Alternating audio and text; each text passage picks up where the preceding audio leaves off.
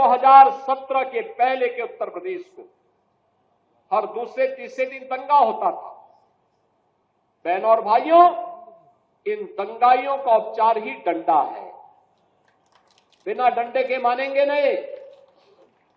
आप देख रहे होंगे बंगाल जल रहा है, वहां की मुख्यमंत्री चुप है, दंगाइयों को शांति दूत कहती है। अरे लातों के भूत बातों से कहां मानने वाले हैं। लेकिन सेकुलरिज्म के नाम पर इन लोगों ने दंगाइयों को दंगा करने की पूरी छूट दे रखी है। पूरा मुर्शिदाबाद पिछले एक सप्ताह से चल रहा है, सरकार मौन है।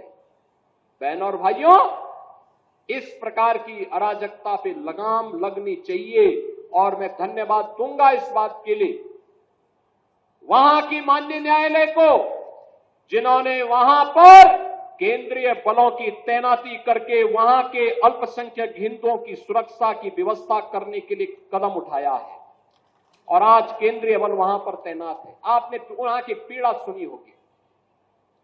सब लोग मौन है। कांग्रेस मौन है मुर्शिदाबाद के दंगों पर, कांग्रेस मौन है, समाजवादी पार्टी मौन है, टीएमसी मौन है। वे धमकी पे धमकी दिए जा रहे हैं, समर्थन कर रहे हैं। बांग्लादेश के अंदर जो हुआ था उसका समर्थन कर रहे हैं बड़ी बेशर्मी के साथ। अगर उन्हें बांग्लादेश अच्छा लगता है तो उनको बांग्लादेश ही जाना चाहिए। क्यों भारत की धरती पर बोझा बने हुए हो? क्यों भारत की धरती पे बोझा बने हुए हो?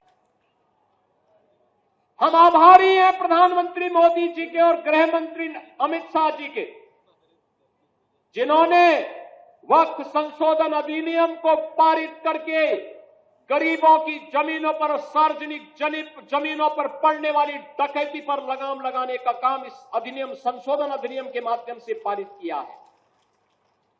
अब ये जमीन जो वापस आएगी, बहनों और भाइयों, इसमें हॉस्पिटल बनेंगे, इनमें गरीबों के लिए मकान बनेंगे, हाई राइज बिल्डिंग बनेगी,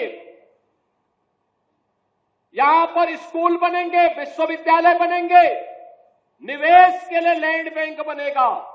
लेकिन किसी को जमीन पर कब्जा करके गुंडागिर्दी करने की छूट अब नहीं मिलेगी। इसलिए लोग परेशान हैं, क्योंकि जमीन के नाम पर जो लूट थी वह रुकने वाली है और उसलिए इन लोगों को परेशानी है। परेशानी इस बात को लेकर के कि अब गुर्गे खाली हो जाएंगे। तो पहले जो जनता को लूटते थे, इनको अब भय है कि इनके द्वारा पाले गए गुर्गे कहीं भस्मासुर हुए तो कहीं अब इन्हीं को न लूटने लग जाएं। इनके द्वारा अकूत संपत्ति जो अर्जित की गई है उसी पर डकैती न डालने लग जाएं। इसलिए उस भय के कारण ये वक्फ के नाम पर जनता को बेवकूफ बनाने का काम कर रहे हैं, जनता की आंखों में धूल झोंकने का काम कर रहे हैं, गुमराह करने का काम कर रहे हैं। लेकिन गुमराह होने की आवश्यकता नहीं।